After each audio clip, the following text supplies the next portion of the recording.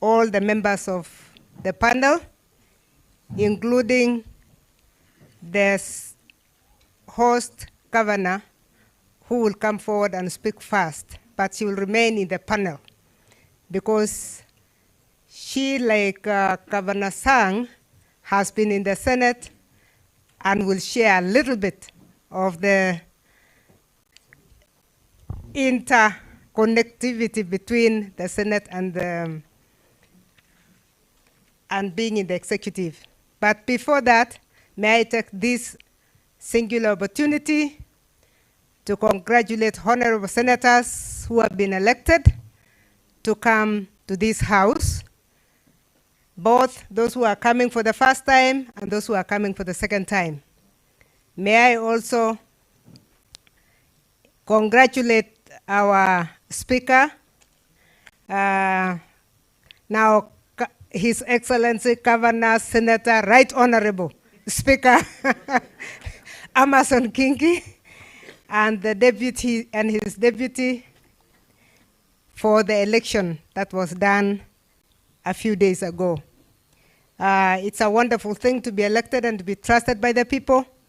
And the reason we have induction is to make sure that we are all reading from one page as we serve the people of Kenya. So for those who are here for the first time, we want to encourage you that any induction is a very good induction, as the speaker has said. It is very important to learn the ropes so that you don't only get the challenges of the constituents, but you enjoy the job of being a senator. It is possible to enjoy the job of being a senator, and we really do expect that this induction is going to sway you towards that direction that will make you a very, very effective senator. And the topic before us is, in fact, one that is extremely important. It is a topic on the role of the Senate. It is only important that it becomes the first topic in our session. The role of the Senate, which is anchored in Article 96 of the Constitution. The role of Senate emanates actually from the Constitution itself and goes to the other laws that were created by Parliament to enable the implementation of the roles that have been articulated. It is very easy to read the Article 96 and know that Senate represents the counties and serves to protect the interests of the counties and their governments. But how has that been done? Those are some of the questions that we hope will be answered by the panel that is going to be before us today. That Senate participates in lawmaking functions as a parliament by considering, debating, and approving bills concerning counties. Which one concerns counties and which one doesn't concern counties are questions that we would like the panelists to really delve into and let us know. Because sometimes we have had conflicts between ourselves and the National Assembly out of this thing called the role of the Senate and the mandate of the National Assembly. So those are some of the things that will come. The third role, according to Article 96, is on the Senate, that the Senate determines allocation of national revenue among counties according to Article 217 of the Constitution. How do we do that? If there is anything we have been known in the third Senate for, it was the fight, and I'm sure Senator Governor Susan Kihika will want to touch on that, because she was as conflicted as Wasingishu was conflicted.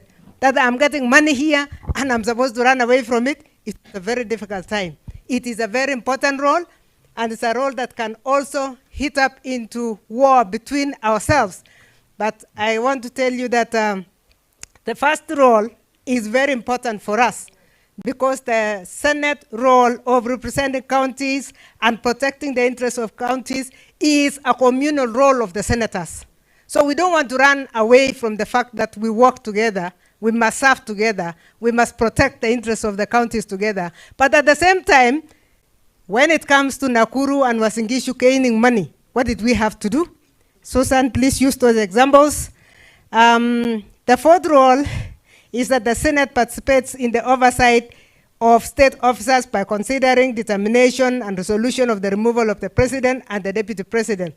What it doesn't tell you is Article 181 also has not been brought into Article 96, but 181 is what was unpacked.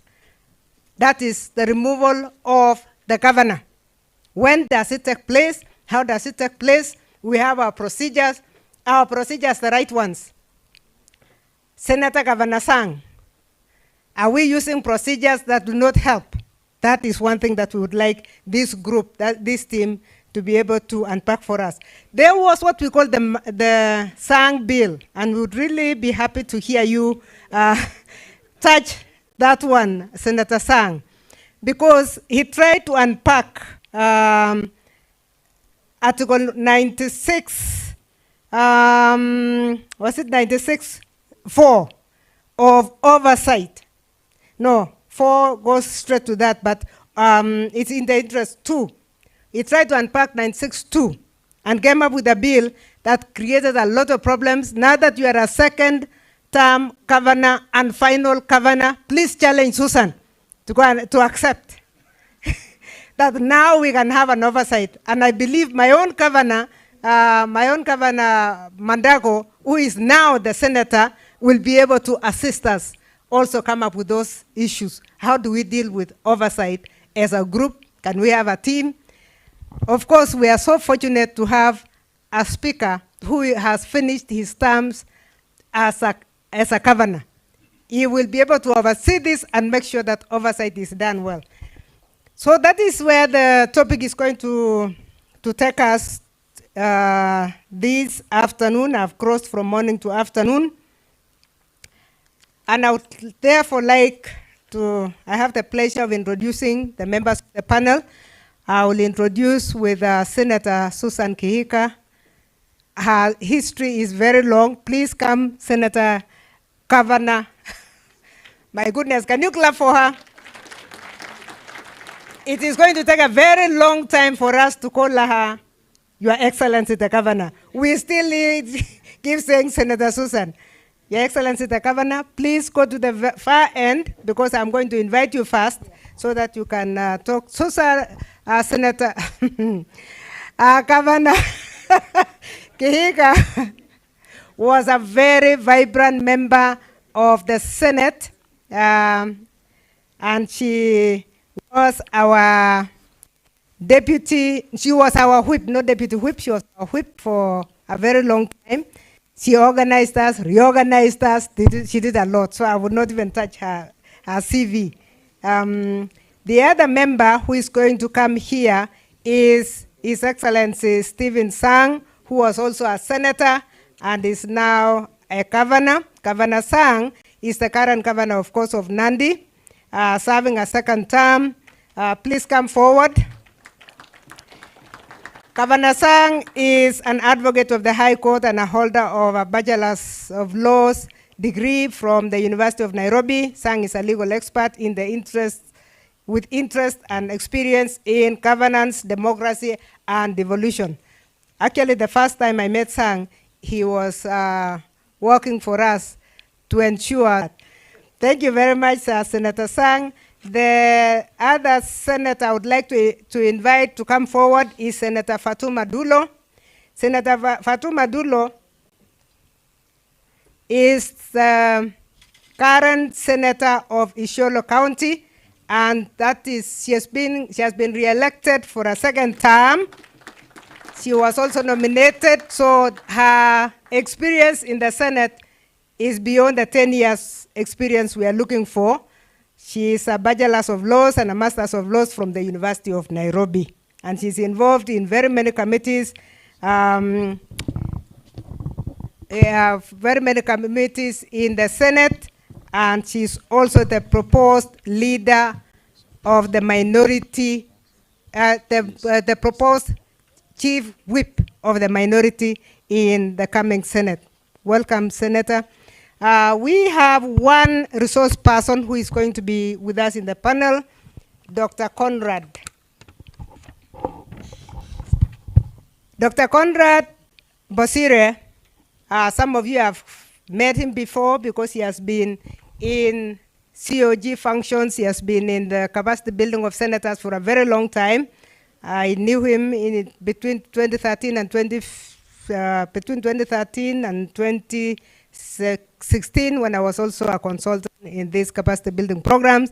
Dr. Bosire is a lawyer by training, has experience in the areas of law, governance, democracy, and development, and has worked in the academia, civil society, and various public institutions, locally and abroad.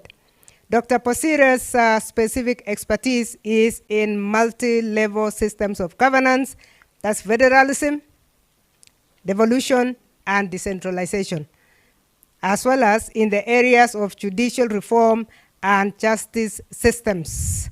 So he will be able to, I'm sure he has analyzed us from day one of devolution, and he will be able to give us from an outsider's bird's eye, that where we have been, where we have worked, how we have worked, and how things have not have succeeded and where things have not succeeded. Dr. Bosire was the Director of Research at the Katiba Institute in Nairobi. Dr. Bosire holds a Doctor of Philosophy of Law from the University of Western Cape, a postgraduate diploma in federalism and devolution from the Institute of Federalism of the University of Freiburg in Switzerland, a Master's of Law LLM in Human Rights and Democratization from the University of Pretoria, and a Bachelor of Laws LLB from Moi University. Dr. Bosire is currently an adjunct lecturer at Strathmore Law School and an independent consultant. I decided to give you his full brief so that you know the kind of person who is sitting with these eminent senators and governors to give us an analysis from the outsider's view of where we have gone, how things have gone. That will take us far. Without much ado, therefore, because of time, honorable members, I would like to invite the host governor, Her Excellency Susan Kihika. She will talk as the governor and also say a little about the topic that we have, but Your Excellency, you are going to sit there because when the questions come in, we want you to answer the tough ones, like the ones between me and you and the Senate when we are voting yes, when people are voting no. Thank you.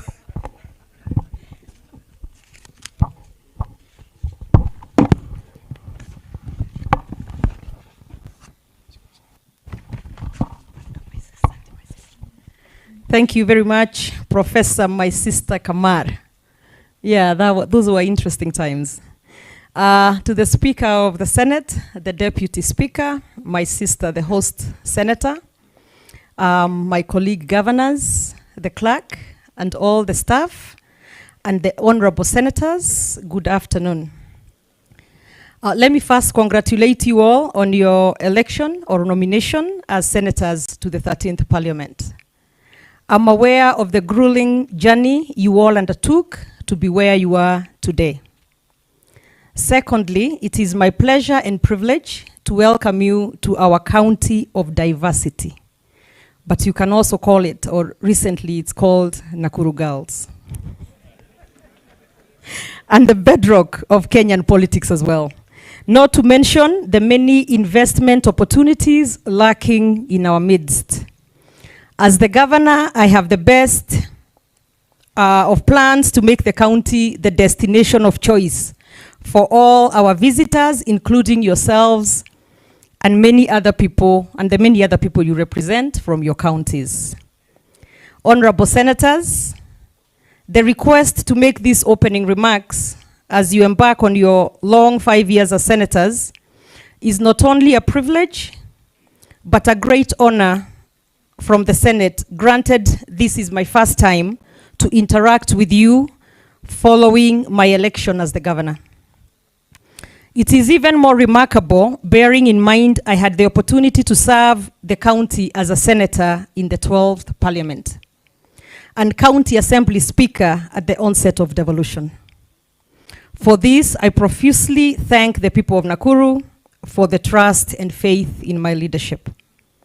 Honorable Senators, as you take up your hallowed roles as defenders of devolution and the counties, allow me to share with you my experience in the 12th Parliament in the hope that we can build upon the successes achieved this far and address challenges experienced. The role of the Senate and the Senators is well provided for by the Constitution and other legal statutes. These roles primarily focus on the entrenchment of devolution, representation, protection of the counties, and above all, oversight over the public or state officers and institutions. Over the years, the role of the Senate and individual senators has come under sharp focus and questions abound whether the country's bicameral system is a panacea to the socio-economic challenges facing the country. I dare say many have questioned the necessity of the Senate in the legislative architecture of the country. There are questions regarding whether the Senate is a true defender of the counties in the national discourse and whether the Senate has lived up to its constitutional calling of representing the counties. Honorable Senators, these questions have been fueled by a number of factors. One, the perception that the Senate is inferior or subservient to the sister chamber, the National Assembly. Two, the incessant jostling for the control of the counties by either house. We have unfortunately witnessed increased legal tussles in our courts involving both chambers.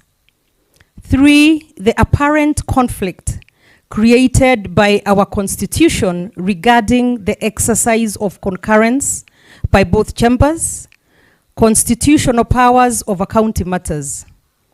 A case in point is how many bills and special bills are processed by both the Senate and the National Assembly. The provisions of Article 109, 113, and 127 are quite instructive. Four, the unresolved flashpoints between county governments and the Senate. Questions abound on whether the Senate is usurping the powers of county governments relating to enactment of laws in line with the fourth schedule. Further, the jury is still out if county public or state officers should concurrently be subjected to the oversight of both the Senate and the county assemblies. Five, the vagueness in the definition of what constitutes matters concerning counties has seen the proliferation of all manner of bills and policies from both the Senate and the National Assembly. Honorable Senators, the outlined challenges, among others, must be confronted head on since they undermine the authority of the Senate, imperial devolution, and undermine the will of the people. The Senate must urgently work on these perceptions and realities. In an attempt to address the integrity, fiefdom battles, and the constitutional shortcomings, I urge the Senate to, among other things, set up a dispute resolution mechanism between the two chambers and county governments. 2, consider the possibility of constitutional changes aimed at granting the Senate exclusive powers over the counties. This to clarify mandate and scope of authority for each organ. I hold the view that symmetrical bicameralism, as is the case now, has not found appropriate balance, and thus the need for constitutional changes, perhaps. 3, consider the development of better engagement framework with the counties. The oversight role of the Senate over the county governments should not be to the detriment of the counties and her people. Incessant wars must be tamed for devolution to work. Finally, improving citizens' quizzical view of the Senate. Truth be told, the general population may not quite understand the role of the Senate. Few know the role and the importance of the Senate in the allocation of resources to the counties, though I also believe they are getting to become a little more aware than they were in past years. And also the Senate's role in controlling the excesses of the county chiefs. And finally, Rohini Nilekani, an Indian writer, once noted, "We cannot be mere consumers of good governance. We must be participants, and we must be co-creators." Honorable senators, the Senate, like a vanguard, must now, more than ever before, scale up the tenets of democracy and governance structures for wealth creation and prosperity. Thank you.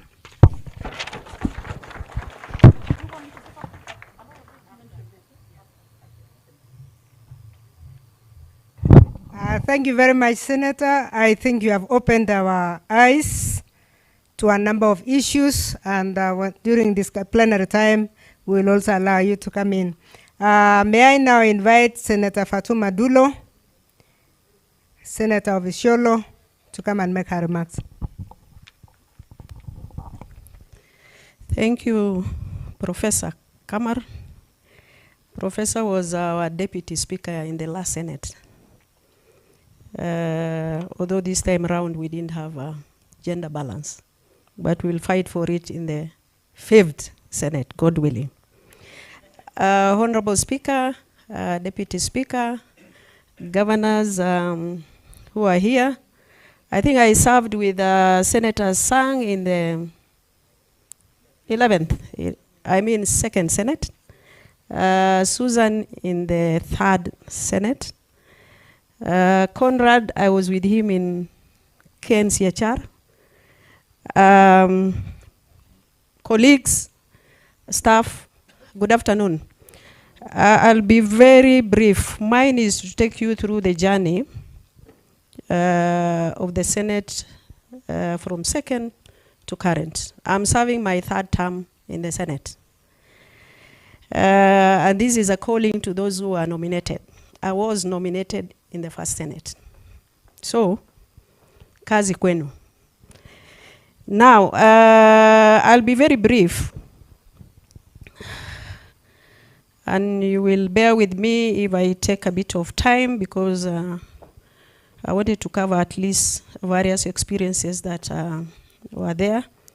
Number one, when we came into the Senate, by the way, we didn't even have chambers. We were taken to KICC.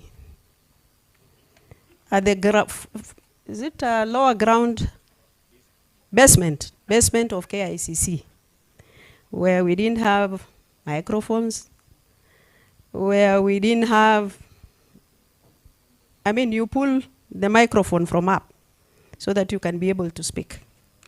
So it's a long journey, but I think we are somewhere, and it wasn't easy.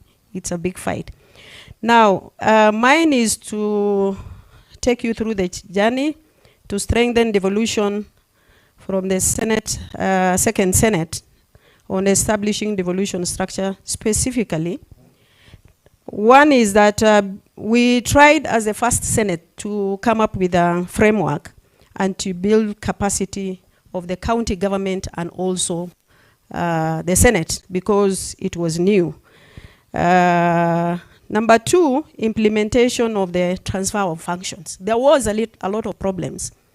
Despite the constitution and other legislations being very clear, the national government then was holding back some of the functions. So the first Senate was actually fighting on that until we managed transfer of most of the function. I remember in health, they were releasing all the functions, but they were holding back something to do with the standard. I remember one of our colleagues, I can't remember it, had to bring a motion on the floor of the House to make sure that standard has also moved back to the county government. Then unbounding of county government functions, including interacting extensively with the now defunct transitional authority. Transitional authority has done a lot of work then to make sure that the counties were able to run. But with the help of the Senate then, we had to intervene to make sure that things are done properly. Again, bringing attention to the current functions and duplication of roles under the fourth schedule of the Constitution. There were kind of duplication roles, both at the national level and also at the county level. So most of that were done by the second Senate. Again, establishing intergovernmental relation, particularly between the Senate, the national government, and the county executives and also county assembly, aligning existing legislations between the county executive and the assembly. So after the first assembly and also the county executive, there were so many things that were left hanging. So the Senate actually managed to align constitution to legislations that were governing county government. And I think maybe with time, the executive will be able to share the legislations that we have done. Again, aligning existing legislation with the constitution, which was done. But however, there were a lot of challenges then, especially on the issues of human resource capacity and adequate financial resources to fully operationalize county governments. The budget allocated was not enough, but we said we must fight for county governments then. I remember severally as a Senate, we really wanted to increase the percentage from 15 to 35. As a Senate, every 5 years, we normally fight to make sure that the allocation has been increased. But unfortunately, when it comes to power sharing, and also being wood from one level to the other, governors always throw us under the bus as a Senate.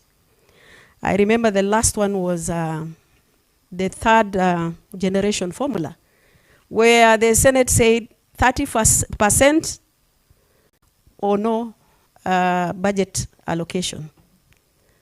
I think the governors who are here, they know, but basically they were called to State House, they abandoned us, we had to fight with the executive. I know there were several of us who were arrested, actually, even when that debate was going on. Somebody like Senator Legwe, I don't know whether he's here, Malala, and the rest, simply in protection of devolution. So I think for those who are here, when it comes to matters of counties where you represent, the issues of partisan should not arise. You can sing about parties and all that, but with time, mutasahau. Now again, resistance by national government agencies unwilling to transfer certain functions and resources to the counties, delays in transfer of funds to the counties. Mostly you will find that there is a delay in transfer of the funds because of the debate from National Assembly to the Senate. Accountability by the county government. And I think that is where there was a challenge, and that is where Senator Governor Sang brought in his bill, the famous Sang bill. Because as a Senate, we were actually in darkness. We don't know what is allocated and what the governors are doing. And at the end of the day, senators are being told you must oversight. So we tried actually with him to see how we can bring in the county, was it the County Development Board Act, although it was thrown through the window by the courts. Concurrent function and duplication of roles by the two levels of government. And I think these we have experienced, and as I've said earlier, national governments wanted to hold on to some responsibilities. Now, on the role of the Senate regarding division of revenue bill, by the way, in as much as Article 93, 94, 96 are very clear on the role of the senators, we had faced a lot of challenges between ourselves and National Assembly when Article 93 is very clear. Between us and national government, and between us and the county government. Those challenges have been there, and it was difficult for Senate to deliver on its mandate. Now, Article 217, 218 of the Constitution envisions a central role by the Senate in division of revenue. But with time, during the second Senate, we were actually completely cut off. National Assembly said we had no roles in the division of revenue bill, in debate and passing.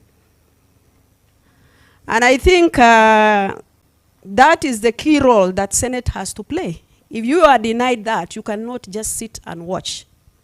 What we did, our speaker then was thorough. We had to walk from KICC to the courts after issuing a press statement. And the good thing is that we got a ruling. So sometimes, as members, you can make a decision. But the challenge is that the speaker has to be the head of the institution. And normally we face challenges when the speaker is a bit shaky in taking leadership role. I remember when we had issues on the bills that were passed by the National Assembly, the 28 bills without concurrence of the Senate. Me and Susan, we had to cause a drama in the lounge when the speaker said, I can't walk to the High Court. We said, you will be impeached, Mr. Speaker. You are either bringing yourself here to work with us all the way from Parliament to Milimani. So, these positions, sometimes they are very sweet, Mr. Speaker, sir. But sometimes you have bullets to bite. So, lazima ujitayarishe. And I remember we went to Speaker Lusaka to State House for signing of some bills. Tulisomewa kusomewa. Nyinyi ni nani munanipeleka kotini? Yeah? So there are certain things you will be forced to do, sometimes in the interest of devolution, in the interest of the House.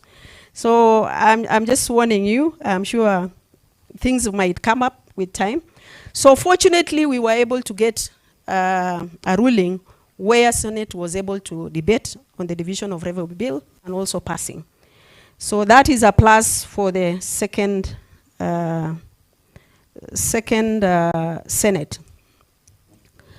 Now, similarly, there is still ongoing debate on the proper role of the Senate in the budget-making process, the initiation of money bills, and the approval of the nominees for the appointment of state officers. I remember very well, in the second Senate, we did a lot of work on Prisons Act. And we brought actually a motion on the floor of the House. We were given a select committee to look at Prisons Act up to date. And I think it was 1972, if I'm not wrong. Maybe Dr. Okello can tell us when it was amended. From 1972 to date, Prisons Act has not been amended. So since I had experience from KNCHR, I said I should spearhead to see how we can amend that act. Unfortunately, after senators allocated money, we did a lot of work. We went to several countries to share experience. we were told this is a money bill. You can't proceed. So this is an issue that we will have to grapple with. You will develop an interest as a member. You want to amend this, you want to amend that. But National Assembly, they always have issues with certain legislations that Senate has an interest. And I think those who are here from National Assembly now, tunavaa viatu moja, you will feel what we used to feel. It's really very unfortunate. So those are the challenges we are still facing, and the fourth Senate should be able to deal with those money issues. And again, the relationship between the Speaker of both houses.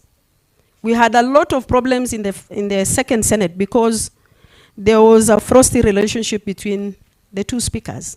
And that is why most of the things didn't pass. Appointment of the state officers. We had to fight actually to come on board to interview G. And I remember then it was it Boynet? Yes, Boynet. National Assembly said, kazi ya Senate ni mashinani.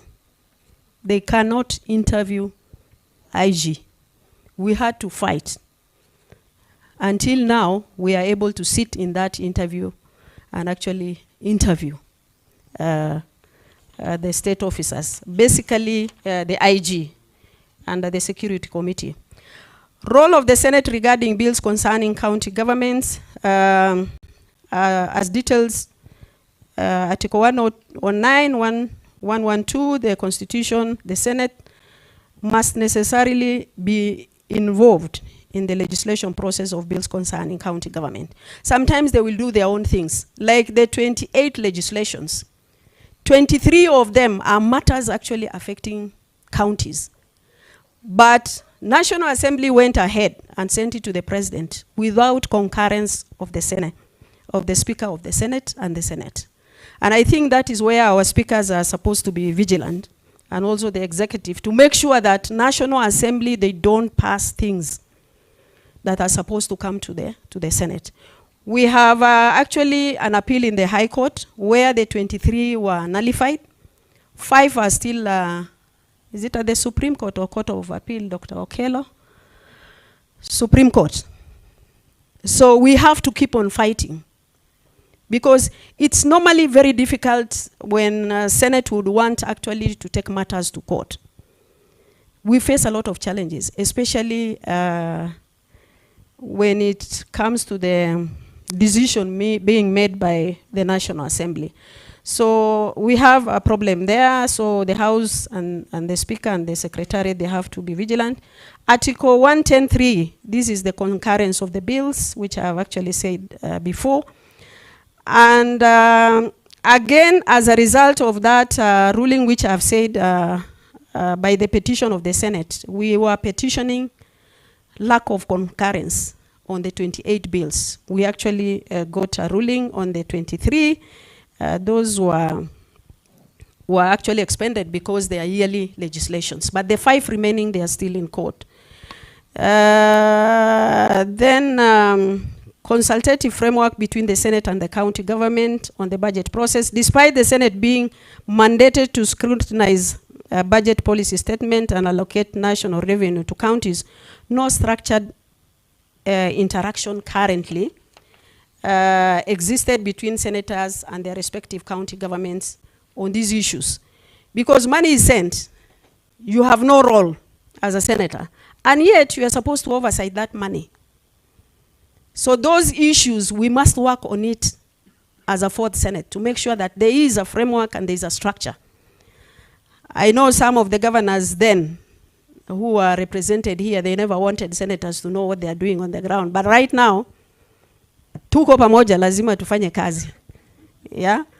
But what third Senate did, we made sure that controller of budget shares the budget with you from their office, so that you know what the county is allocated.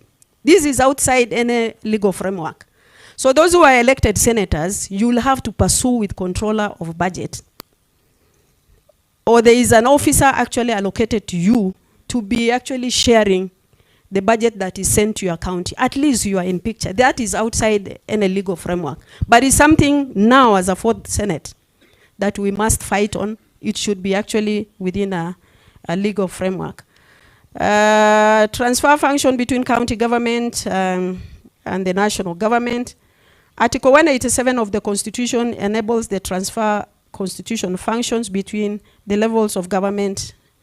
And I think this one, we had a lot of issues with Nairobi County, where some of the functions were transferred to the national government. We really fought. And I remember Senator, the current governor for Nairobi, was actually forefront in terms of ensuring that he has protected the county functions. Now, achievement, the Senate Committee on Constitutional and Legal Review, there was actually, after we had that issue of revenue sharing, and we were unable actually to understand what is our role and all that, the Senate established a select committee where it was, I think, chaired by Senator Murkomen. By the way, apologies from Senator Murkomen. He was the one to do this presentation, but he's out of the country, so I'm just stepping in for him. So I think it was Senator Murkomen and Mutula who were the chair and the vice chair. Then the issues came up that came up out of that select committee was lack of clarity on the shared spatial specific role of both houses. Lack of clarity on the meaning of the bill concerning county government, while also noting that all matters concerning counties, the legislative matters of the Senate with respect to money bills, which I have actually indicated. I remember very well, I don't know where that bill has been assented to. The National Assembly tried even to remove Senate from looking at international obligations. And you know, most of those international obligations, some of them are matters governing county government. So we had to fight to make sure to reinstate it. And I think maybe, Dr. Okello, are you here? So, yes, have we reinstated that position? Oh, it's in progress. So you can imagine having removed from looking at international obligations. You are useless. Because those matters, majority of them, and most of them are actually matters affecting county government. County governments. Then the other matter is the role of the Senate in the budget making process, limited role of the Senate and approval of nominees for the appointment of the state officers. And I think this is a matter we need to look at also. Because I don't know how we are going to handle it, but it's a matter that we need to discuss and have a way forward on it. Lack of constitutional provision to Senate leadership. While National Assembly leadership is detailed under Article 108 of the Constitution. So the mention of the leadership of the Senate is nowhere in legislation. So ni ukarabati tunafanya. So I think this is something also we need to fight for. Independence of the county assemblies to ensure effective oversight of a county executive. I think this one we have also tried. Because at the initial stage, county assemblies were actually at the mercy of governors. Because they didn't have actually independence as far as their budget is concerned. And there is so much audit query as far as that relationship was concerned, where the monies were not actually transferred properly. But I think right now they are doing well. Some of the issues identified by the select committee have since been subject of judicial interpretation, some of them. Bills concerning county government, and I think I have said that. Increase allocation of resources, which we have talked about it.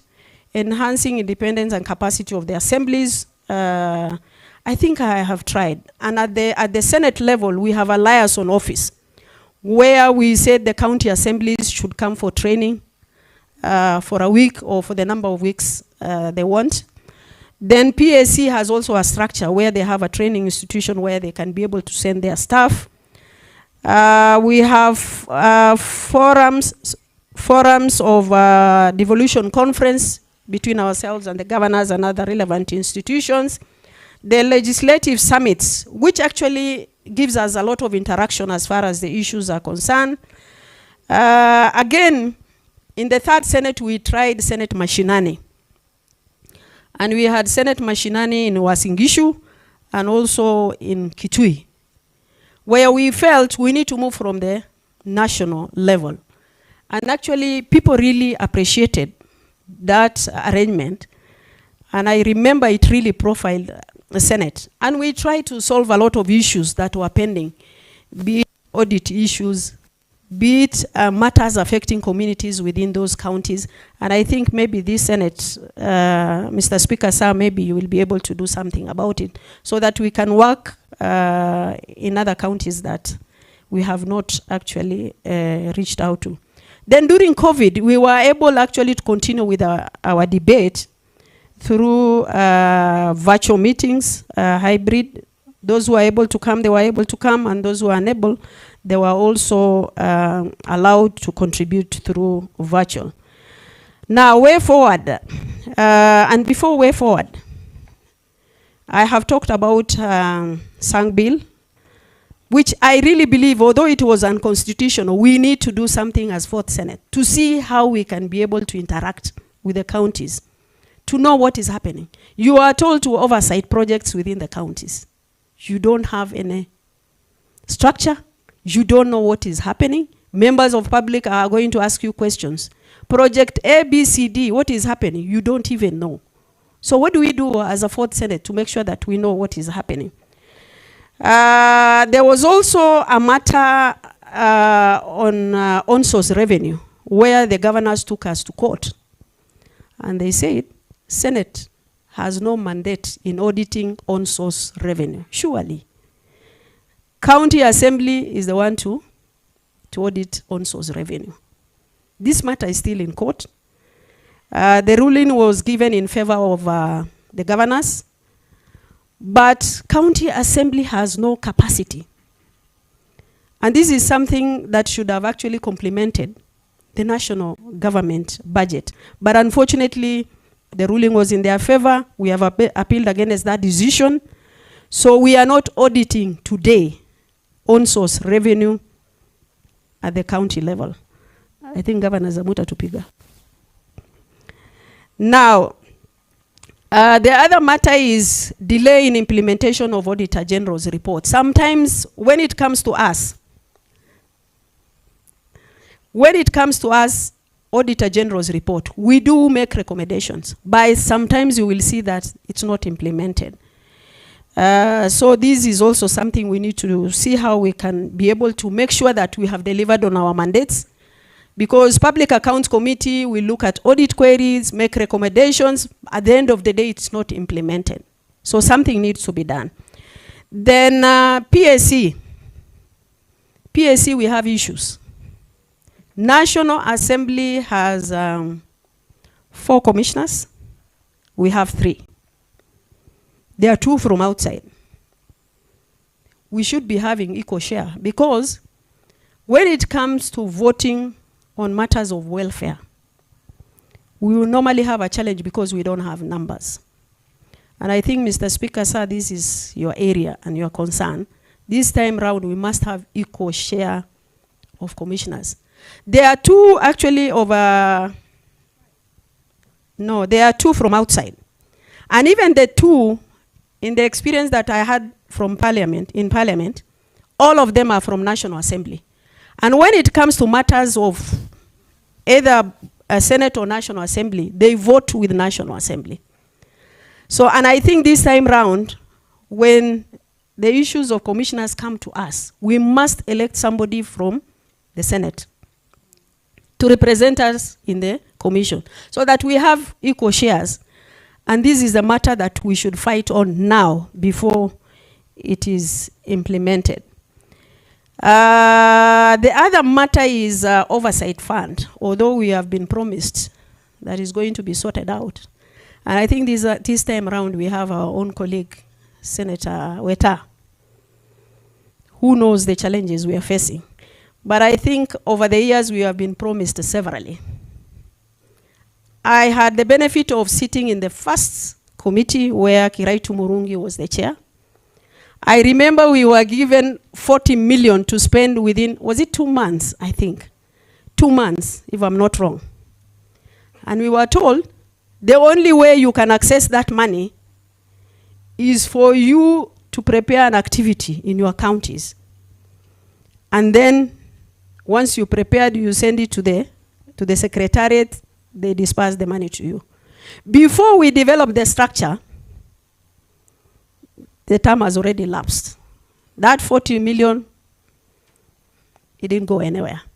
The second Senate, actually the Senate nominated me to be the chair of the Oversight Fund. I honorably agreed to chair the committee. We went through so many processes. We have been to State House thrice or twice. We have been promised the money will be given to you. We went even to State House in Mombasa. I remember the current president took us to Mombasa to negotiate on that. And the president was categorical. He said, Senate, you must give them their money. CDF is illegal, NGAF is illegal, let also Oversight Fund be illegal. And he called Rotich then in Mombasa. We were told on Monday we must have a meeting in the speaker's office. We went for a meeting. Rotich was there. I think the clerk was there. The leadership of both houses were there. We discussed. And we were told, since this is not a development fund, we must come up with a regulation. Initially, we developed a legislation. It was thrown out. We were told it's not a development fund. Then we were told to develop regulations. We developed regulations. Yeah? And in all those meetings, National Assembly leadership and the political leadership, they were all saying, tutawapatia pesa hamna shida.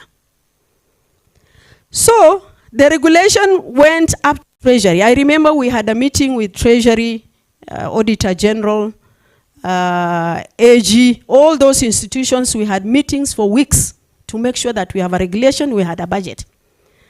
Clerk was told to open an account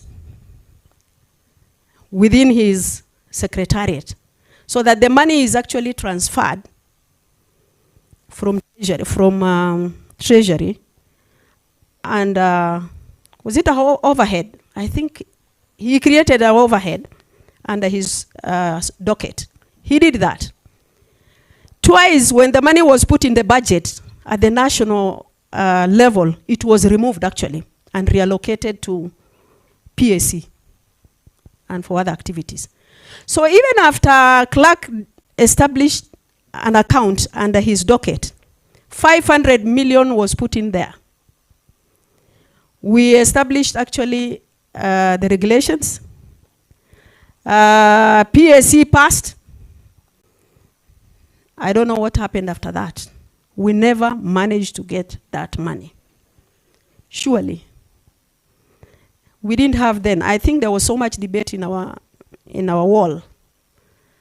But as a second and third Senate, we have really fought for Oversight Fund.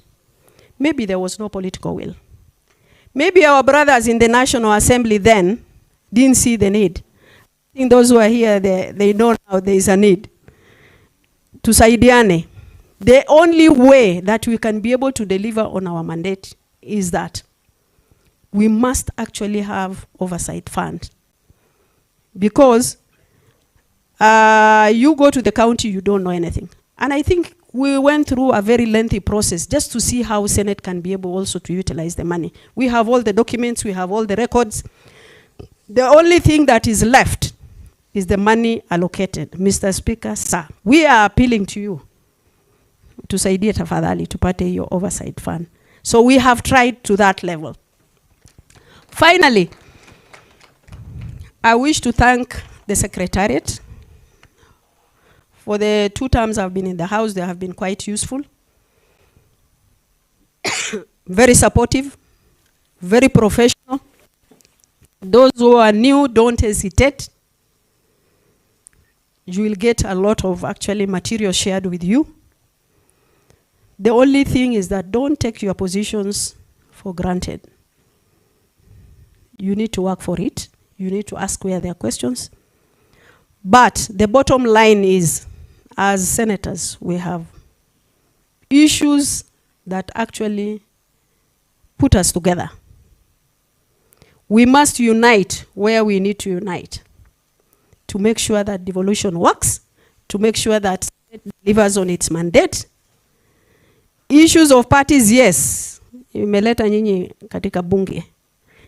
But sometimes, I remember when we had the third generation formula, some of us, we had to abandon the government for the county. And I remember I was being summoned in Jubilee House.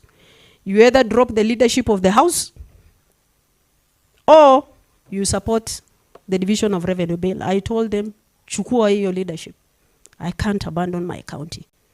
So many of us actually had to be sacrificed because of that. So my appeal to you, let us work together for devolution, for ourselves, and for prosperity of our Senate and the leadership of this country. I thank you. Thank you very much, Senator. I think she has brought us to the realities of things. I had said it is very easy to read Article 96, but vitu ground ni tofauti. May I now invite His Excellency Governor Stephen Sang. Stephen Sang, you are our favorite because of the Sang bill. Do you still believe in it?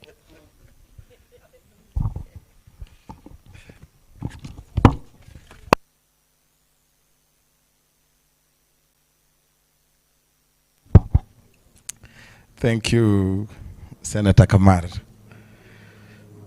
Right Honorable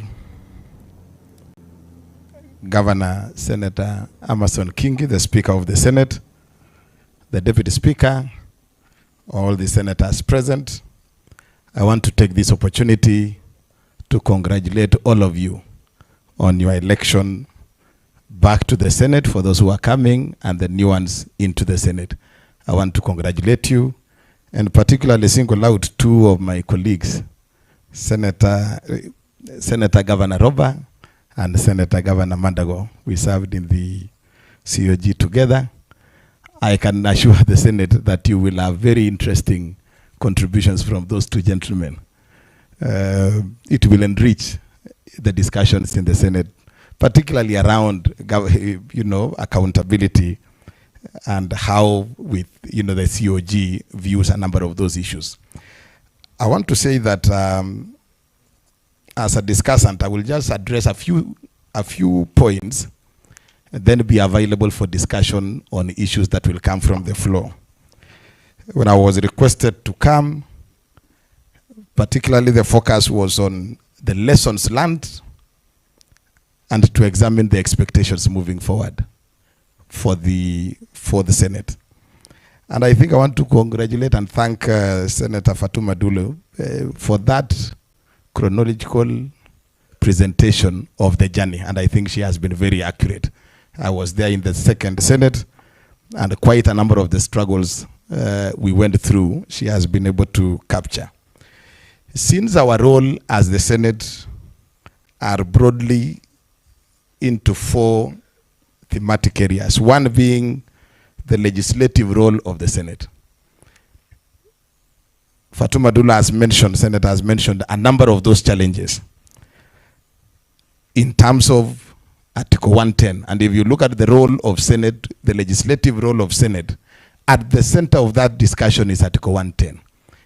And I think this is one, if we are able to address this particular challenge on Article 110, we should be home and dry with regard to safeguarding the mandate of the Senate with regard to legislation. If you look at that law or that article, it is as clear as day and night. Very clear. Matters affecting counties. It's this phrase of the law is very clear. I think this particular article is as clear as it can be. Yet we have had 10 years to struggle to understand and even we agree on the same article that looks very, very, clear to everyone. We hope that Senator Speaker Kingi and our very own, if there was somebody who understood Article 110, made long presentations. I'd like to raise 6 points which cut across all the issues which have been mentioned, maybe for your reflection as you begin the 4th term of the Senate. And just to add on the voice and the issues which have been raised here, I think Senate being a new part of Parliament, back then, not now, in 2010 to 2013, and especially 2013, when the new senators came in, they started from a very high threshold. First, we got very senior legislators who have served all through the terms, most of them. And at that time, it was mentioned here, you actually gave the Supreme Court its status through the first petition that was taken there on the division of revenue bill. And since then, we are on the 4th term. I think what also has happened very nicely is that there has been what I call cross-pollination of leadership across the institution. So now we have a 2-term governor who is the head of the Senate. We have a 2-term senator who is the Speaker of the National Assembly. And I believe those kind of happenings lay ground for proper discussions, interactions, constitutional dialogues, and understanding of perspectives from all sides. And I believe that we are fertile with progress as we go ahead. So, to my 6 quick points, and as I said, I'll have a substantive presentation tomorrow. The first one, I was involved in analysis of the effectiveness of the Senate and the Senate Committee on Devolution in terms of its objectives and all that. I won't go into the findings because that is work in progress, but I realized, and now it's an opportune moment, that please pay keen attention to constitution of committees.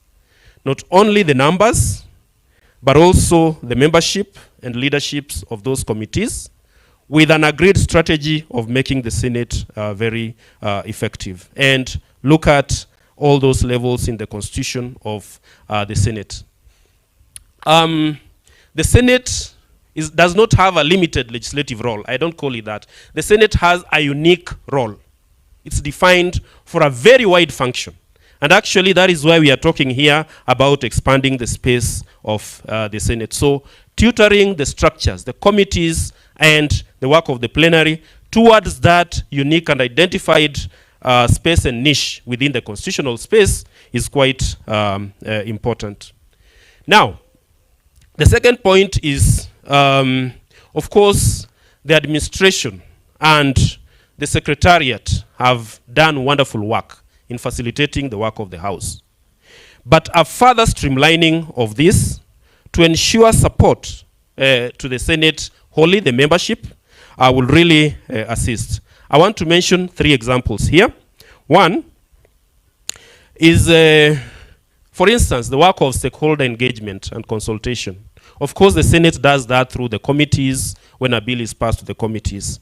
But deeper interrogation of issues, intergovernmental relations, what the Constitution wants, actually requires further facilitation beyond the morning of meeting at one of the halls in the county, in the Senate. And this is sustained partnership engagements.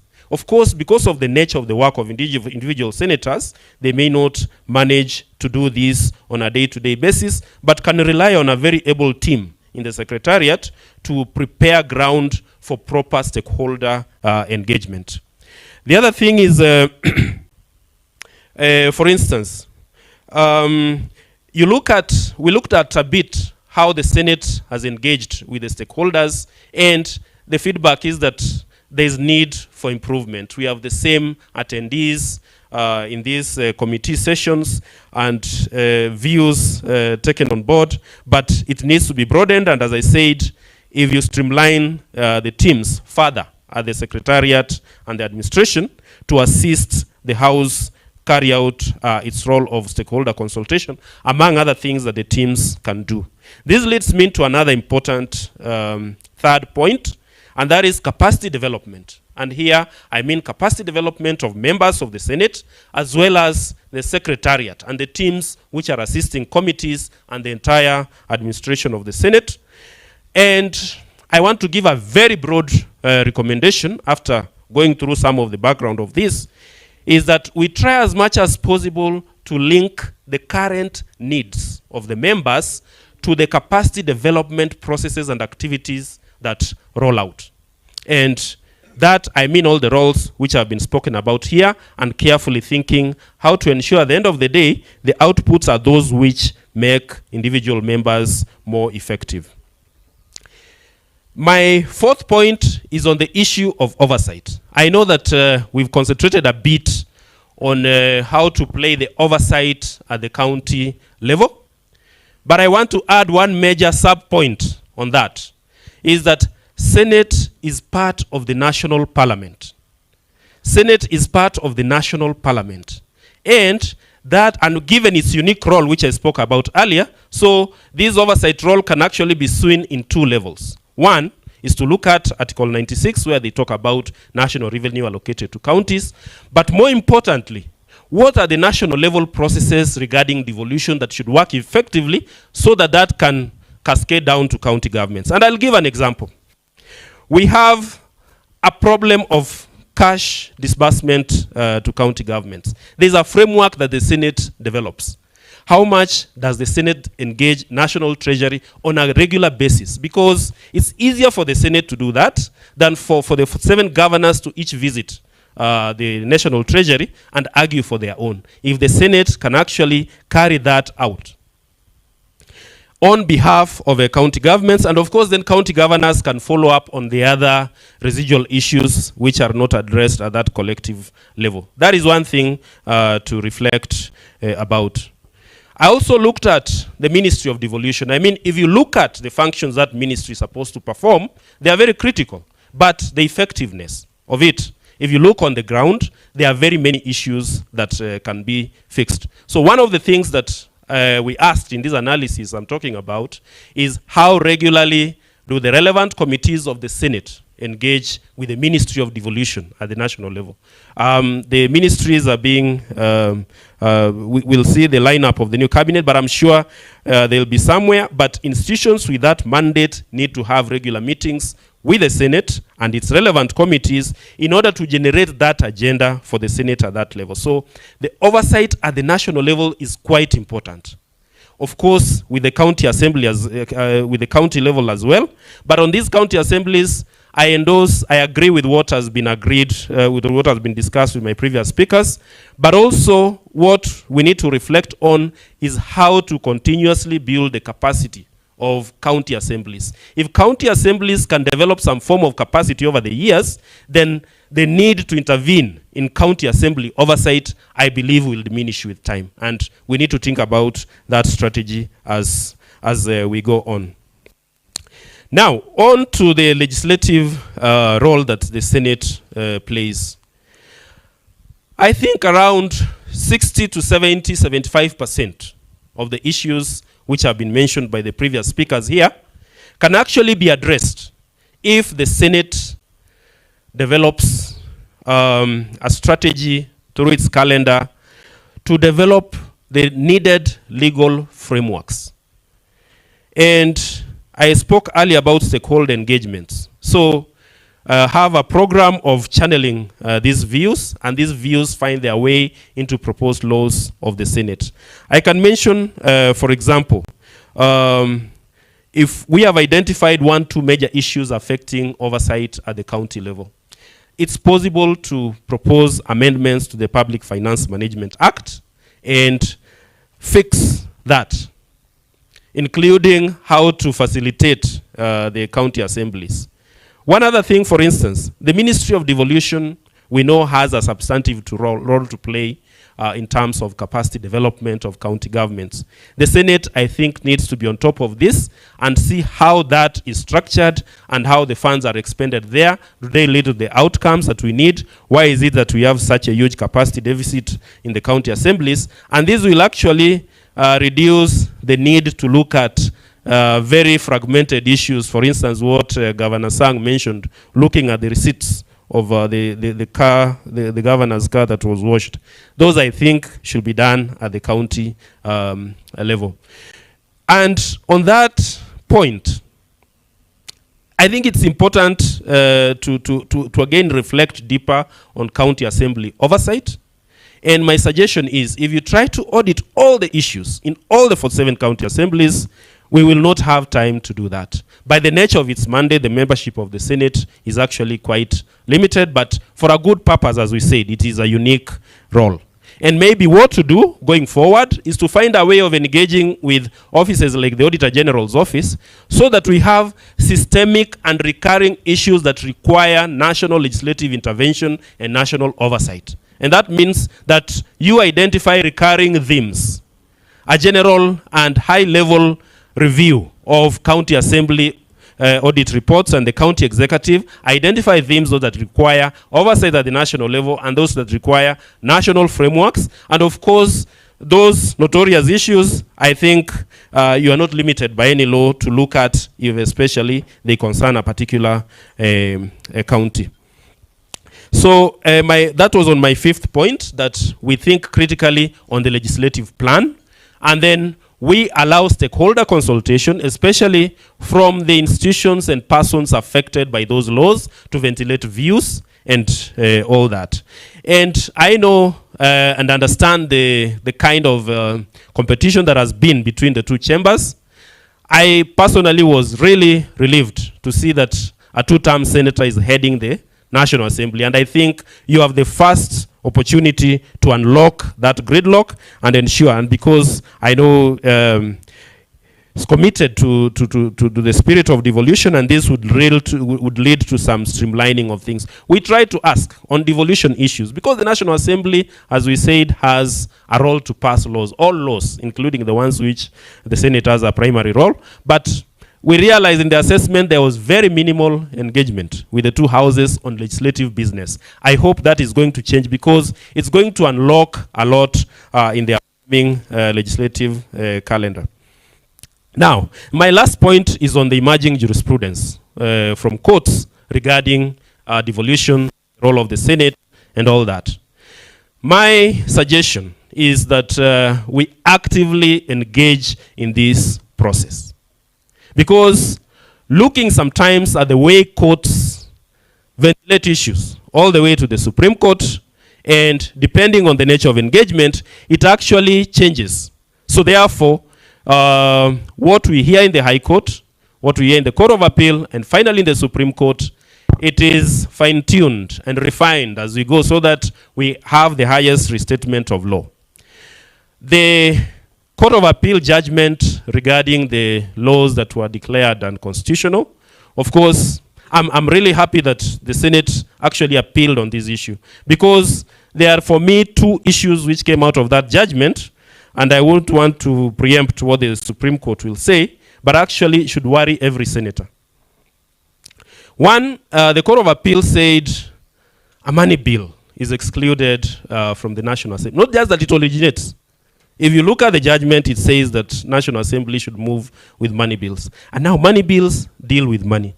So tell me how many laws which are important that do not deal with how we expend public finances. And I believe that is a point that should be strongly litigated, and we establish a law to say that actually if you deny one chamber of parliament a role in any money bill, you are severely limiting that role. And it's good that that is going on. The second point is about tagging of laws. Which law affects counties and therefore goes to the county, and which law affects, which does not affect and therefore debated and passed by the National Assembly. That also, the Court of Appeal went through a very deep interrogation of the issue and concluded that sometimes there doesn't have to be that consultation between the two speakers of the chambers. I believe that is also an issue that will be ventilated on. The Supreme Court, in the 2013 petition that the Senate took to court, actually made very important restatements, and we hope this is an opportunity to discuss that. Because at the end of it all, the decision that a law does not affect counties. It's actually a decision of Parliament. The Senate should own a decision that this does not affect them. And we hope that process will be ventilated. So I wanted to make those 6 points from the discussions coming here, but I'll have a more substantive opportunity tomorrow to make a presentation on the issue of intergovernmental relations. Thank you very much.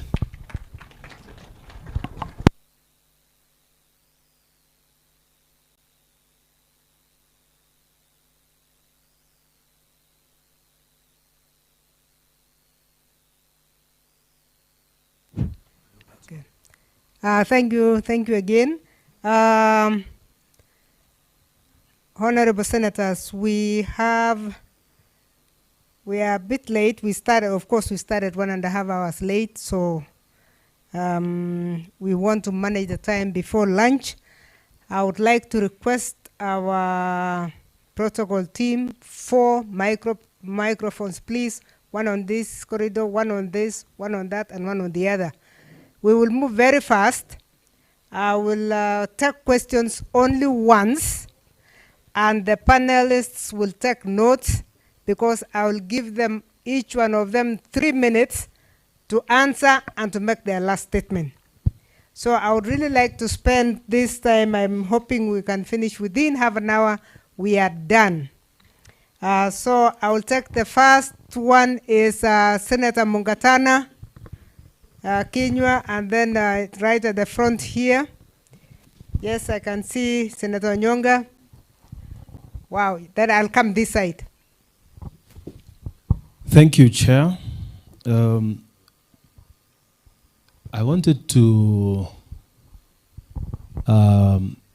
bring up a bit of the history and then make a quick question to one of the panelists. All in 1 minute. All in 1 minute. Thank you.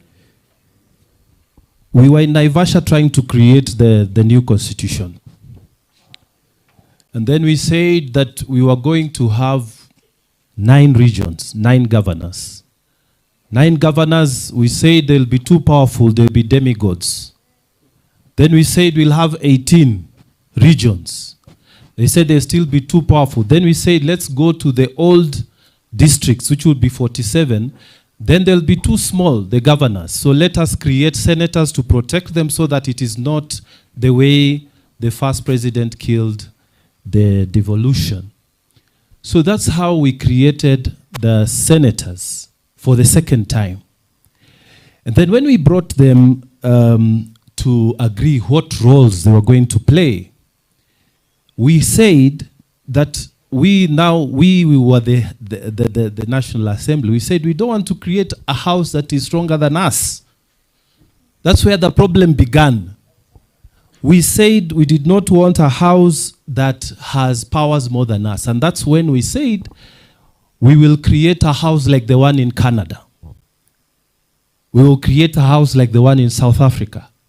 In South Africa, it was the House of Tribes. In Canada, the House of Lords, the MPs who are elected, let's say from Nakuru here, they sit down and they nominate someone. So you are thinking of like in Nyeri, the MPs would nominate Professor Wangari Maathai. We even had the names. In Nakuru, they would nominate some, champions in Rift Valley, like the runners. And we were thinking they would meet only once in a year. So that only when there are big issues to advise the president shall we need the sitting. The Council of the Committee of Experts changed all this. They brought in an elected senator, and then they could not allocate duties to them, enough duties. But still the attitude that was there in National Assembly was that this is a house of all people. And it's not supposed to take away our legislative functions. So this is the history, and I would say more, but limited time. This is the history. Prof, I wanted to say one question. A suggestion, actually. Maybe I liked the presentation by Governor Sang. If, and I'm sending this to you, in terms of the oversight fund, would it make sense, and Senator Dula as well, instead of us fighting to get a big sum, why don't we target certain things? Look, we want to do oversight over roads, over building constructions, over procurement. We don't have the capacity because some of us are not trained in those areas of specialty. Why don't we say we are creating a fund that will be allocating this amount of money for the senators so that if they wish, they can recruit a procurement expert to give them an opinion that will be able to criticize or advise when there is a problem. We can recruit a professional engineer to tell us about the houses, if they are being done badly, or the roads, so that we are specific at what we are doing. And then maybe with that, we then say, let us have this amount of money per year. Thank so that you. when we are talking to the people, they listen to us. And then, why should MPs have offices? Why should governors have offices? Why not also properly built offices like the way governors have a modern a building that will be replicated in 47 counties, so that we divide and go to the point, so that when we are asking, we want this oversight fund, we want to do this work this way, Thank you, everybody Senator. understands us. Thank you, Prof. Thank you, Senator. Senator Kinyua, I hear the past is starting to haunt us. Thank you, Professor. Yes. Mine is an observation. When I listen to Senator Dulo, it seems to me, and in fact has been confirmed by Senator Mungatana here, it seems to me that Senate does not have any function, so to speak. Because when you are speaking, everything you have been fighting for from the word go, and since you are the encyclopedia of Senate, it seems nothing is provided for in the Constitution. It's like everything you fought for, you are fighting, including even the chamber itself. You didn't have chamber. So, and that's being confirmed here by what Senator Sang is saying, the governor. That's the reason why maybe there's no competition for these seats of Senate. That's why you have the turnout of Senate. It doesn't change as much. We come back, all of us, because there's no competition. Thank MCS, you. they have a fund, that's why we have competition. Members of parliament, they have a fund, that's why we have competition. Maybe my recommendation, with a lot of humility, and the same thing has been confirmed here by Dr. Conrad. He's saying, even if you look at the ruling, that our mandate, the little mandate that we have, is even being reduced by the ruling that are concerning the money bills.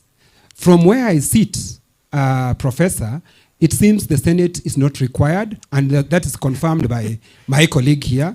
The only thing we are supposed to do... Point taken. I want to finish. Kinyua. I want to finish as I see it. The only thing that you're supposed to do is to pack and go. Thank you.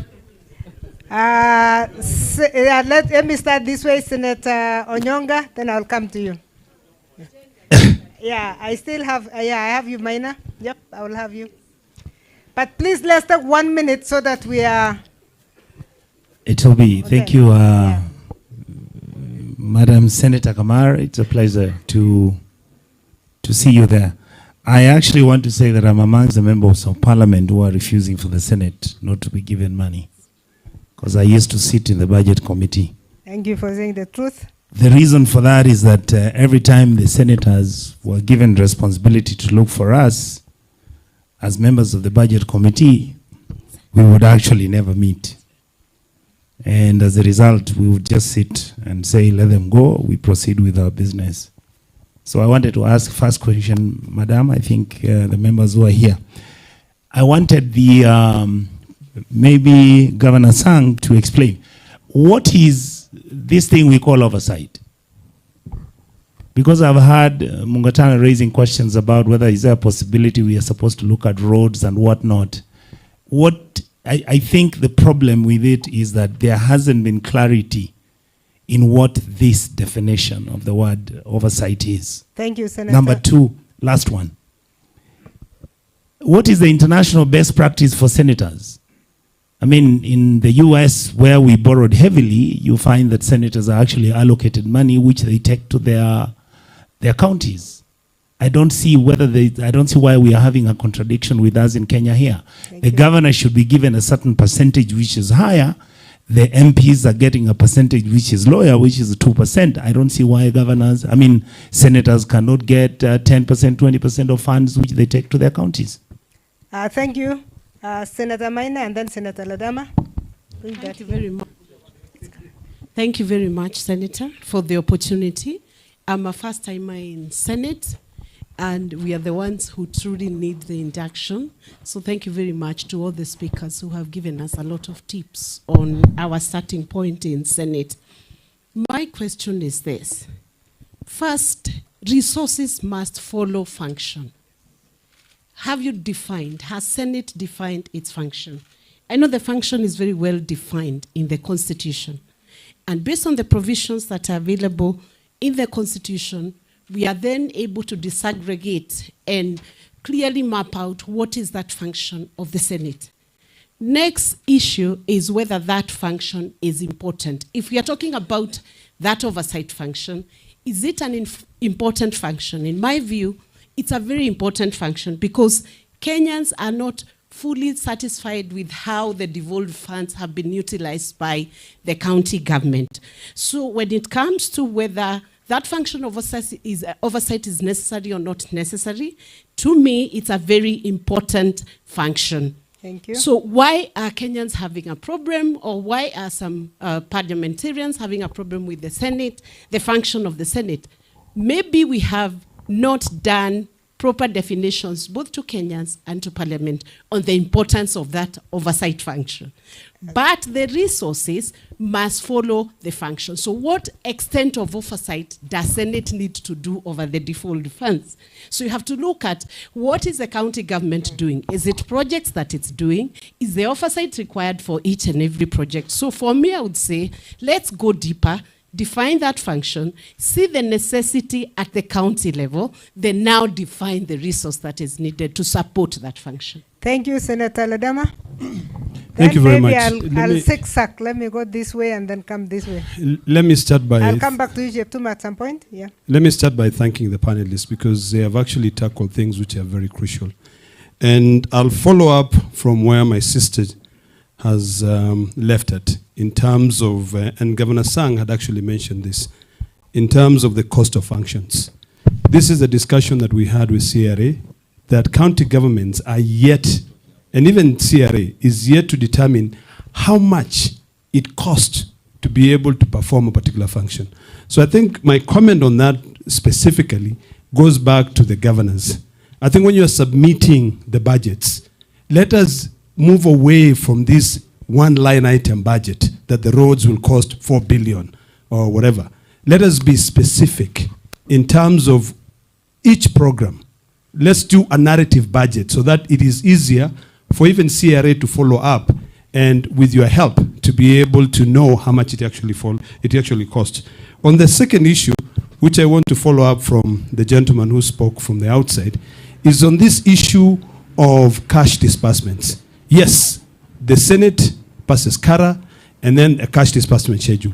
The biggest problem, and this is what I want to beseech my colleagues, is that when the county governments are requesting money from the controller of budget, when the controller of budget, and these are the issues we're going to discuss on Thursday, when the controller of budget is seeking clarification on what that money is, there is where the delay comes in. So it is not that the controller of budget does not release money. It is a problem with the county government. So I want to ask, is it possible that when you are, as an officer who is in the county, sending us information on the budget, is it possible for you to be able to give a narrative of the money and submit that directly to the controller of budget? And finally, this has got to go to the issue of oversight, which we have all been conversing on here. You remember that in the last Senate, we passed my bill, which is a county government accountability bill. It is my hope that this time around, the clerk who is here can republish that bill so that we can look for a co-sponsor in the National Assembly, because then that will be able to assist us, demystify the budget-making process, include the assemblies, and then we can be able to sort out this issue of on-source revenue. Because finally, and this is finally completely, on the issue that Senator Sang spoke about, the reason why we were so diligent in making sure that we follow everything is because the county assemblies were compromised. They were not able, first of all, a governor will not appear before a county assembly. It is the CCs who are appearing before the park committee of the county assembly. So by the time the Auditor General follows the Public Audit Act Section 35, when they come in, there's a lot of missing information. So I think when you go back to the Council of Governors, and I'm very happy that you know very well that the Senate is supposed to oversight on all funds. In fact, anyone who takes Section 109 of the Public Finance Management Act will be able to answer that. It's not quantum physics. So I think we can be able to help each other there. So the question to you is that, can you then be able to take that issue back to the Council of Governors so that we have a way of ensuring a fiduciary Thank you, Senator. Senator Alwale. Thank you. My brother, the issue you have raised about wasting time in the Committee of Public Accounts is real. I think there is room where the clerk can, if we supported him, receive your replies to the questions raised by the Auditor General. Then, because the clerk's office is well researched, they can synthesize the replies you brought and then raise points of interrogation that would then be tabled before the Public Accounts Committee so that it is systematic instead of wasting time on fueling of vehicles and washing cars and stuff. Thank you. I know that normally happens. My second point, which is also very short, is on the issue of oversight. Listening to the Senator of Kisii, my brother-in-law, Richard, we should move away from there. The truth is that CDF and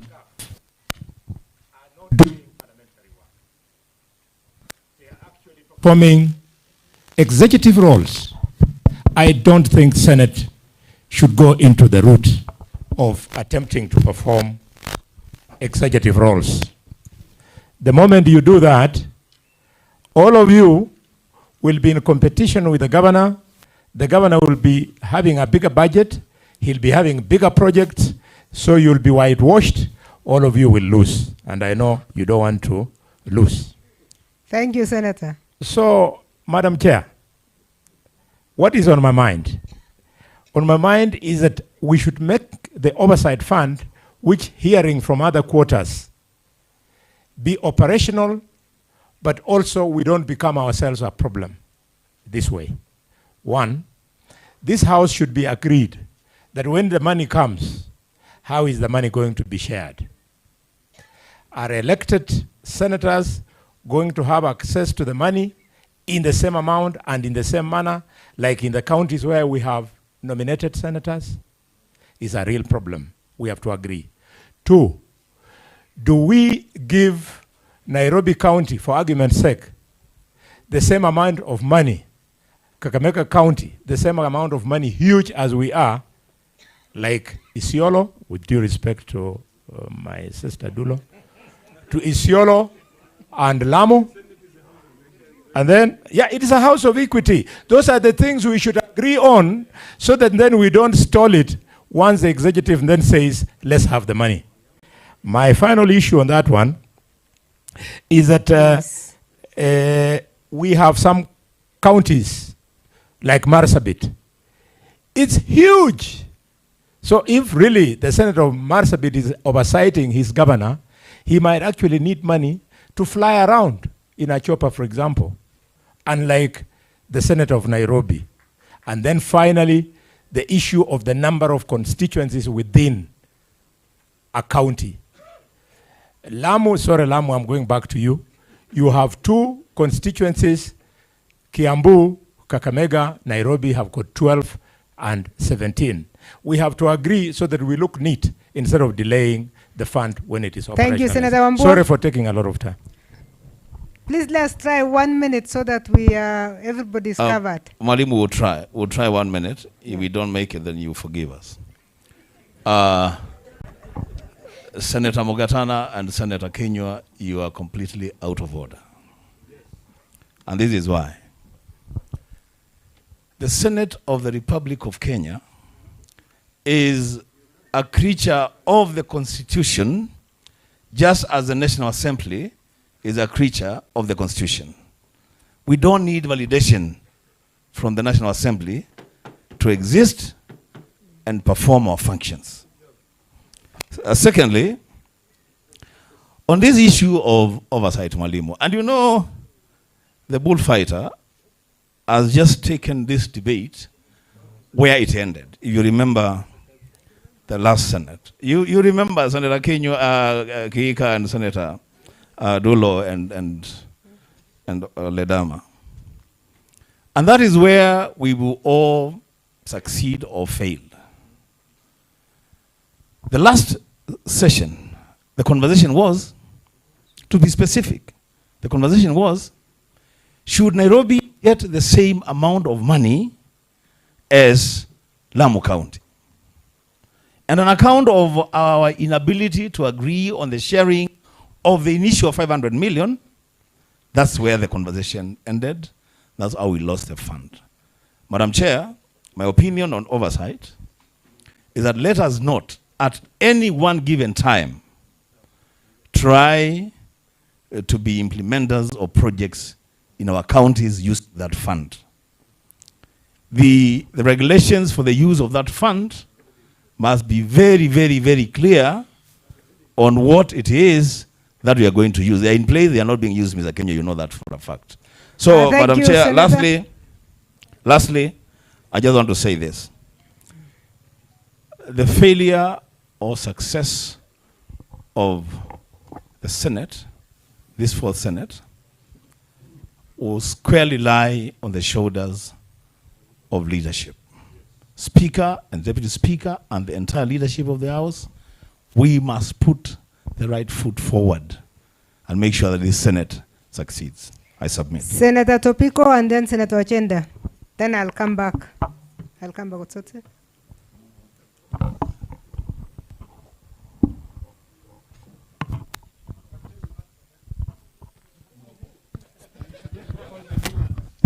Thank you. Thank you, Professor. I think Senator Tobiko is very new. Yes, yes, I am. I'm brand new, Professor.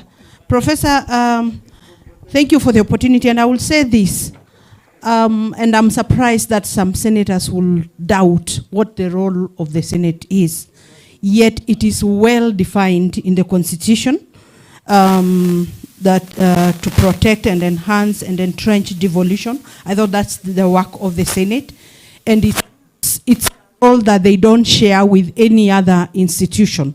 And so I thought this is very clear. But Madam Professor, because I am one of the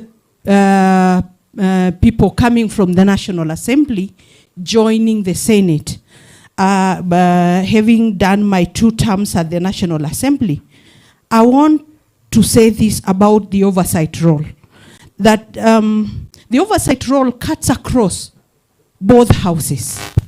And because also in the National Assembly, this role has not been enabled, you know, it has not been given. Thank you very much. Thank you very much, Senator Mumo. And then behind Mumo is the senator from Nyeri. Yeah. Thank you, Chair of the session, and the panelists for very good presentations. 2 points for me. One of the points that I pick, which I think I also had picked, given my interest in devolution, is the need for the country to strengthen the intergovernmental relations across board. And I think that's the one area 10 years on that we have not done well. And we are competing the different actors on devolution are competing instead of collaborating and cooperating, as was intended by the Constitution. Governor Kihika, you proposed a dispute resolution committee between the two houses. Question to you and to the panelists, have we ever contemplated, beyond having the two speakers consult on which legislation should go to the Senate, have we ever contemplated setting up an interparliamentary liaison committee that can actually be the space for consultations around some of these issues before they go to court or before they bring a lot of dispute? So it's something I don't know whether we have. On the issue of the Senate fund, I would support Senator Alvarez's point that I hope we will not go the route of turning ourselves into an executive implementer. We should remain an oversight body rather than an implementer of projects.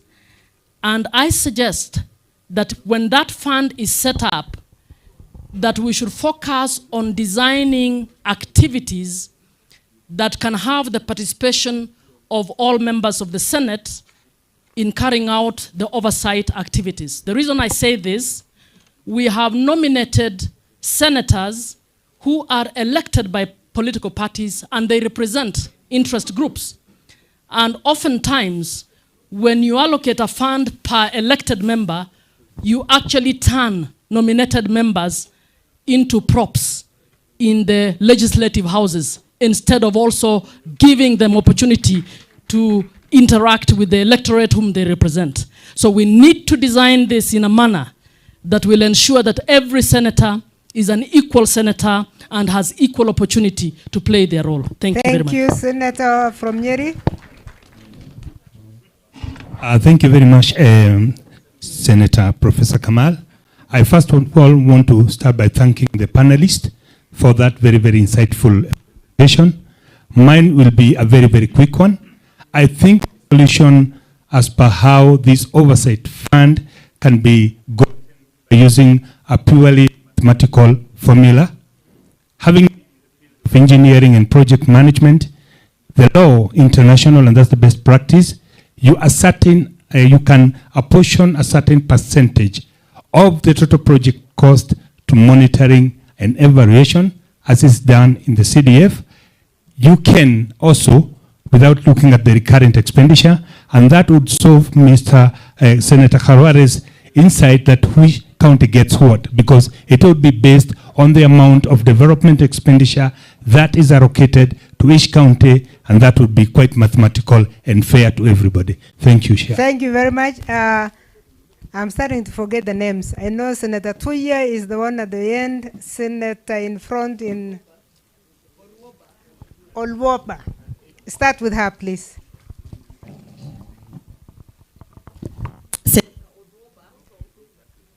County. I think on the issue of nominated senators, we are all equal and we are nominated under either agenda top-up or we are nominated under, people with disability or marginalized groups.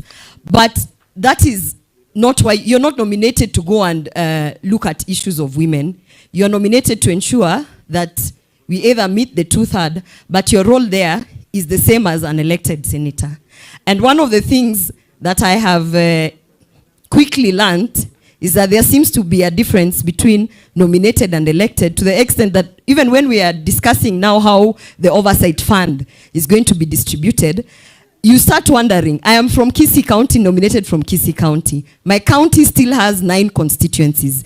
If at any one point there will be an oversight, as a nominated member from Kisii County, same as my elected member from Kisii County, we will be playing oversight of the same 9 constituencies. It will not be that I am going to do oversight of 15% because as a nominated senator, my oversight is 15%. I think that's one thing we really need to think through, because at the end of it all, we'll still be interacting with the electorate, and I think that we should, as nominated, and I'm speaking as nominated, be treated equally when it comes to matters of the floor of the House and our responsibilities. Thank you very much, Senator Tuya. Thank you very much, Professor. There is no point of order. There is no point of order. Thank Not you, Prof. allowed. Please allow people to contribute. I'll come back. Thank you very much, Professor. And thank you to our presenters. I'll be very brief. As a third termer, and also coming from the former upper house, and now I'm in the upper house, quite frankly, listening to what the Honorable Senator Mungatana has said, you know, the whole, one of the biggest problems we have in this country is that at the point where we make laws, we don't do it for posterity. At the time when the Honorable Mungatana was sitting on the table where matters of the mandate of the Senate was being discussed, he was, and I would imagine I'm just referring to him because he's the one who raised the issue. At that point, people were making laws for themselves, thinking they will always be in the National Assembly. It is selfish, and I want to believe and to be optimistic that we have come of age on matters devolution. And all these matters we are discussing, you know, we might have an oversight fund as the Senate, but if we are still fighting about interpretation of clear definition of roles in the Constitution and agreeing to go by what the Constitution intended, then even the oversight fund will come and we will not deal with the issue as we ought to do. My point, Honorable Professor, isn't it a time where this country, we have goodwill, we have the Speaker of the National Assembly now, who has been a two-term senator. Here we have the Honorable Speaker, who has been a two-term governor. Can we do a social audit of the role of Senate?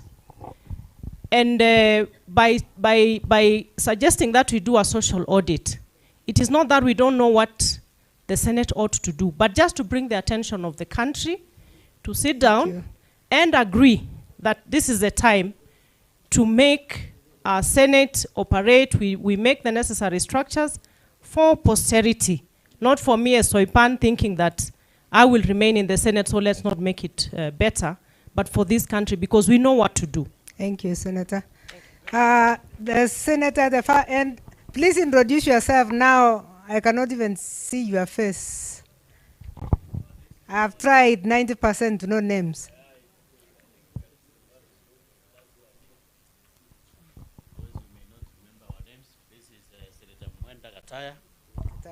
Mwenda Gataya is from Narganithi.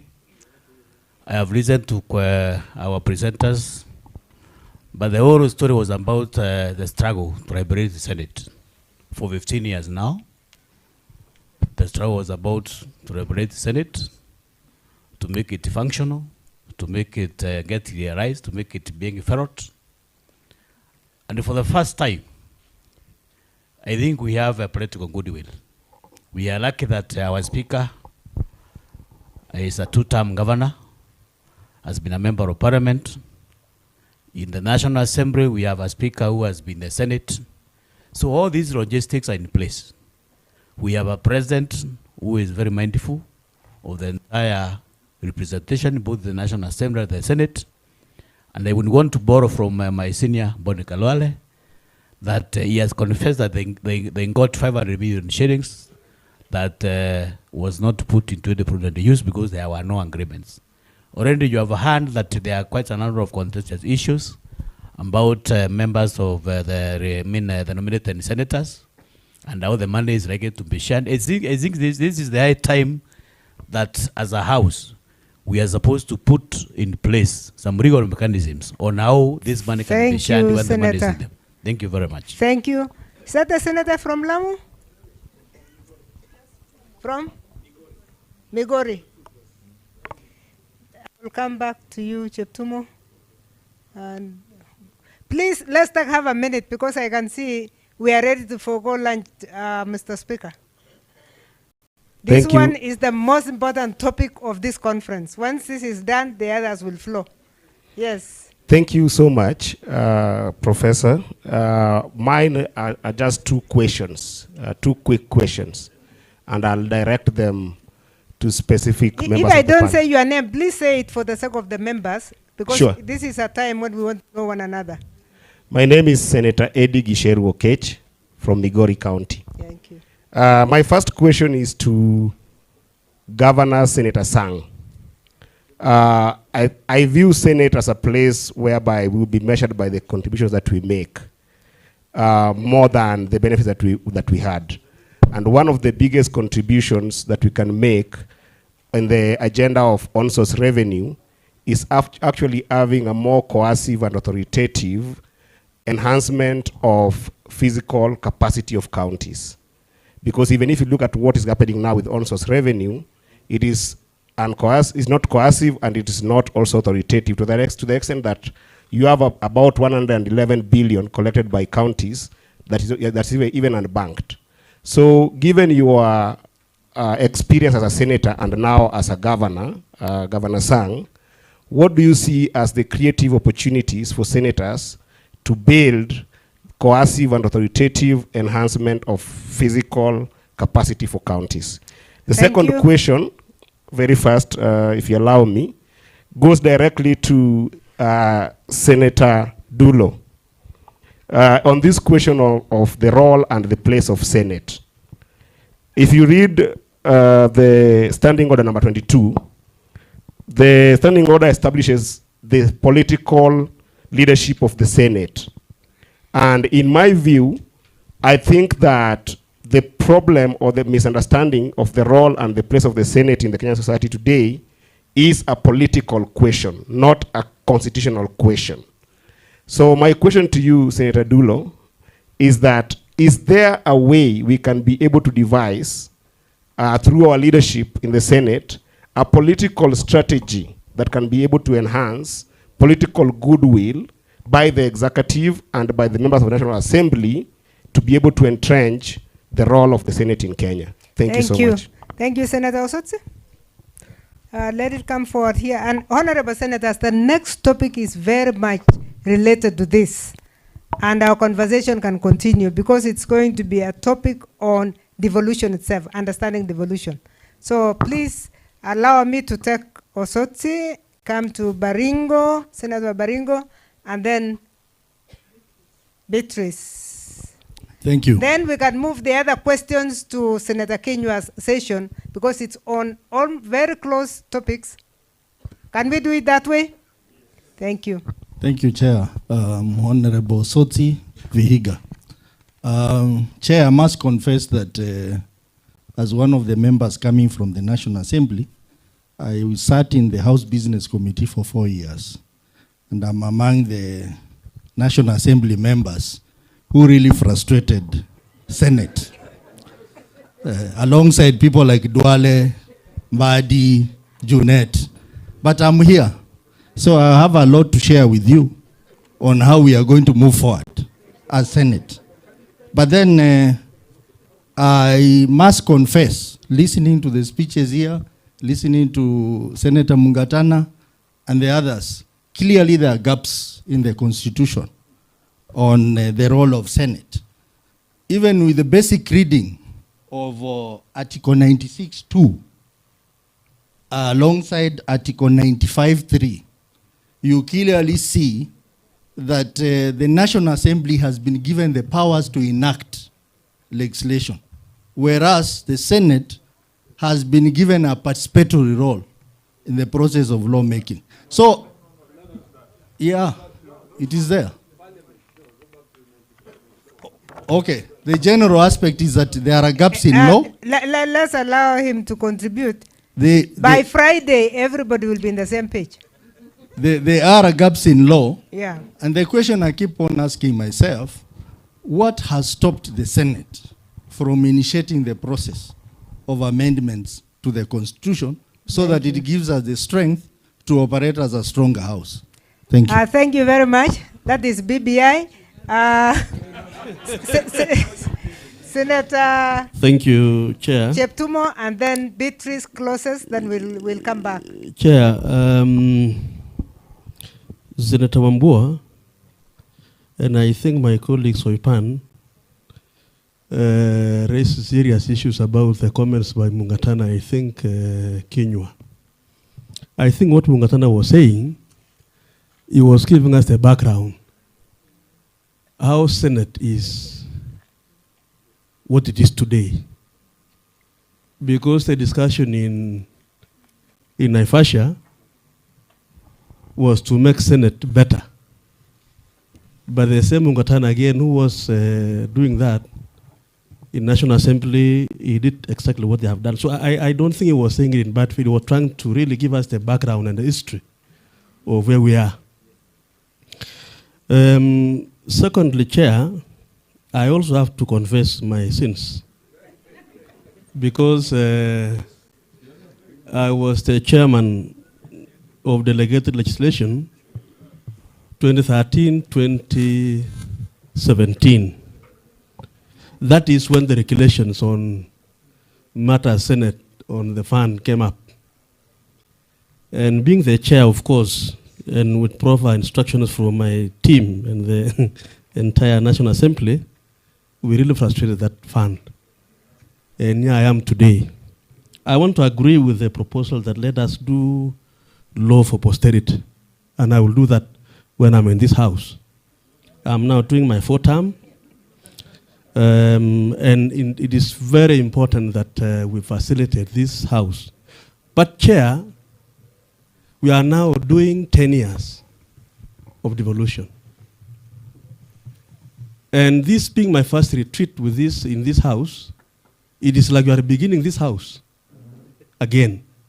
I'm actually worried because listening to the discussions, like actually we are beginning Senate in 2022, and we have been here.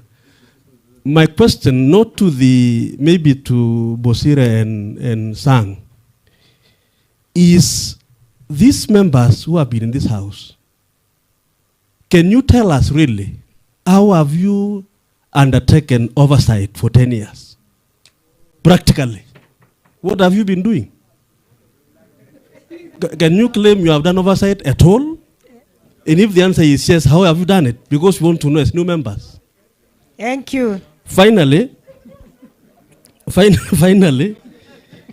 Dr. Bosire, you spoke about whether we go to Treasury to follow up the allocated money for counties, and whether we have continued engagement with the Ministry of Devolution. I think these are the issues that we really want to interrogate now. The relevant institutions, ministries in charge, whether we can be able to do that and find out. And let me tell you, members, as I conclude, if you go to, and that's why we need to actually divine this house proper. Because today, and of course you know I am the Senator Baringo, and you know what has been happening about the way things have been done. Now, if you go to the public today, they will ask you what two people do. They know the work of the MCA, they know the work of the governor, and they know the work of the MP. They were asking me when I was campaigning, what is the role of a senator? That question is outside there. And it's like in this house again, we don't have the answer. Thank Chair, we can have this By Friday, discussed we have as a the solution. answer. Okay, asante. By Friday. Senator Beatrice. Senator Beatrice Ogola, delegate of Senator Moses Kajwang. Now, Dr. Conrad mentioned amongst the 6 points on the devolution ministry. The devolution ministry, as he says, and as we know, should ensure that we have regular meetings with the Senate. Ideally, the devolution ministry was also to facilitate an intergovernmental meeting where the ministries, the cabinet secretary was to quarterly chair a meeting where a CC from the ministry was to be to deputize the CS. In these quarterly meetings, issues that came up are supposed to be discussed at the summit. This rarely happens, and this should be enhanced. And lastly, on the 14 functions, we talk about funds should follow functions. The counties have a challenge where they are not able to get the best skills for the ministries that the governors have down there. The reason is that we have functions hidden in the ministries that should be down. Why don't we see a way in which those funds should come down so that we have those top best, the brains, going to work at the counties to serve Kenyans out the counties rather than remain